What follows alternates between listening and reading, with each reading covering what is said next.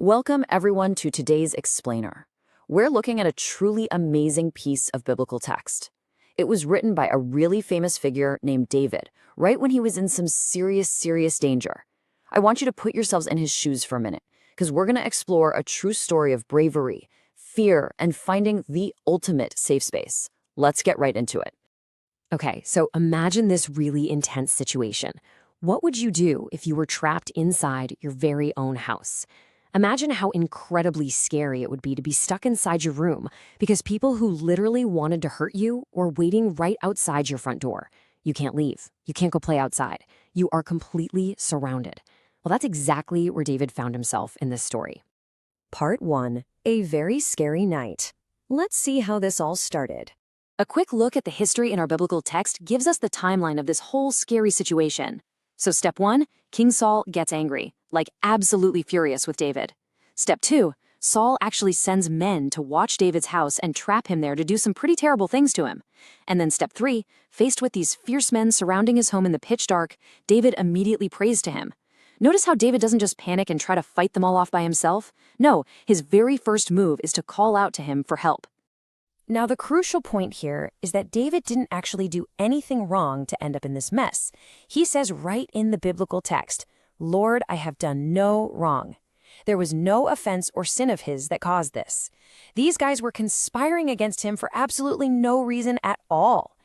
And this is a super important lesson, because just like David, sometimes we face scary problems or have to deal with bullies, even when we've been perfectly good. It's just not always your fault when bad things happen. Part 2. The snarling dog bullies. Let's look a bit closer at these bad guys. The text paints this incredibly vivid picture saying they return at evening, snarling like dogs, and prowl about the city. It compares these fierce men to scary, hungry, stray dogs just roaming the streets at night, looking for food and howling if they aren't satisfied. Just imagine hearing that sound outside your window in the pitch black. It makes the danger feel so real and so loud. But it wasn't just physical danger. The biblical text also tells us that the things spewing from their mouths are like sharp swords. It says the words from their lips are literally as sharp as swords, and they think, who can hear us?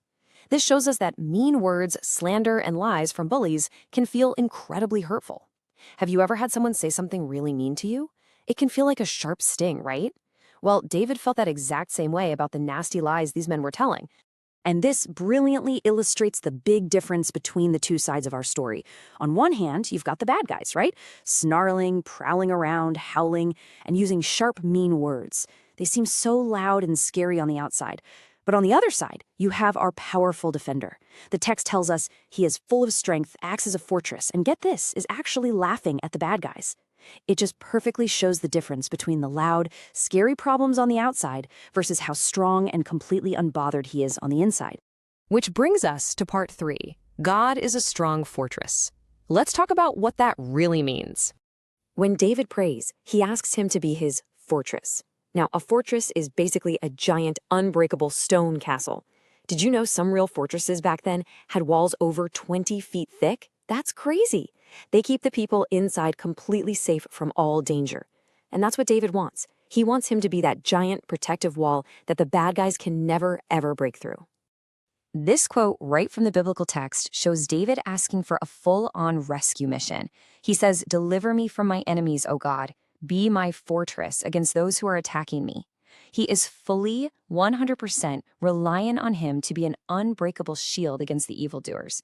David isn't trying to rely on his own strength here. He knows he needs a mighty, invisible fortress to stay perfectly safe. And here is absolutely the most amazing part of the whole story. Even though David is terrified inside his house, the text tells us, "But you laugh at them, Lord." Wait, what? He actually scoffs and laughs at these fierce men? And why is that? Because he is infinitely bigger, mightier, and stronger than they will ever be. To him, these snarling men are absolutely nothing to be afraid of. When he is your shield and your fortress, the scariest things in the world are suddenly, well, not so scary anymore. Part 4. Singing in the morning. Let's see what happens when the sun comes up. When the dark finally fades and the sun comes up, David's fear totally changes. The text says, "But I will sing of your strength in the morning." Because David completely trusts that he is his refuge and will bring the bad guys down, his fear turns into this beautiful promise to sing loud praises to him. He knows without a doubt that he is safe and secure. So this beautiful piece of biblical text teaches us 3 simple but super powerful steps to follow whenever we're afraid of the dark, or dealing with bullies, or just feeling completely trapped. Step 1, ask him for help, just like David did. Don't try to do it all alone. Step 2, trust that he is your shield and your unbreakable fortress. And step 3, praise him. Sing of his strength and love, knowing he is way bigger than any problem you will ever face. To wrap up this explainer, I really want to leave you with a question to think about. Next time you feel scared, how will you remember your invisible fortress? Think about how you can remind yourself that he is always awake, always stronger than those snarling dogs, and always ready to be your very own unbreakable castle. Thank you so much for exploring this amazing text with me today, and hey, keep on learning.